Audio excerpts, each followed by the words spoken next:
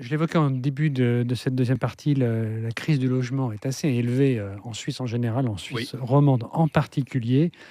Voilà, on a un architecte devant nous, donc on a envie de savoir, pour vous, d'où vient cette crise. On constate qu'on construit très très peu par rapport à Ben oui. l'augmentation de la population, mais comment est-ce qu'on pourrait construire davantage? Quelles seraient vos recettes, hein? Ben, commencer à réduire un peu les difficultés qu'on nous met pour obtenir des autorisations. Par Parce que exemple, hein?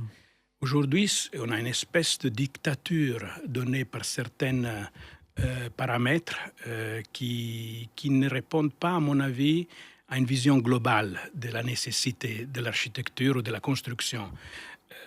On a une pléthore de blocages qui viennent des fois par un excès de volonté de protection déjà, Protéger qui? protection du bâti, Mmh. exagérée à mon avis. Mmh. On ne peut pas bloquer une ville, l'évolution d'une ville, on ne peut pas bloquer, euh, arrêter l'évolution urbaine en voulant figer à tout prix certains quartiers, certains bâtiments. Alors c'est important, bien sûr, la conservation de certains bâtiments qui ont une valeur historique, c'est fondamental, ça je suis le premier à le dire, mais de bloquer, de figer tout, c'est très contraignant. Et aujourd'hui, on voit qu'il y a beaucoup de projets qui sont bloqués parce qu'il y a une volonté excessive Mmh. de protection. Et aussi, pas seulement pour le construire, mais je dirais même pour certains aspects, euh,